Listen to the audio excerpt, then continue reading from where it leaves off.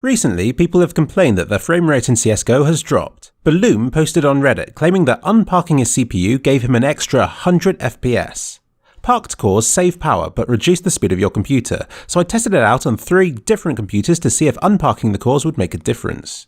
In theory, they should unpark automatically when needed, so this fix will only help if your computer's getting confused. I ran the same demo 3 times on each PC to get an average, though I didn't really need to since the same runs got very similar FPS. For the most part, unparking didn't make much of a difference. On the 2 i5 PCs, it didn't change anything, but on my main i7 PC, it boosted the frame rates by 3% on high settings and nearly 7% on low. That's a whole 20 FPS difference. Almost a console's worth. It's also worth mentioning that I do everything on PC 1, whereas PCs 2 and 3 are clean Windows installations. So perhaps unparking cores only helps once your PC's full of programs and viruses.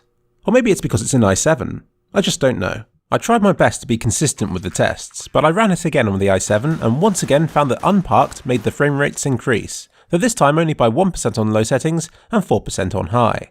I can only assume that my PC has a mind of its own. So in conclusion, unparking my CPU didn't massively change my frame rates, but then again I wasn't having much of a problem in the first place. But I urge you to try it out yourself. The link to the program is in the description of this video.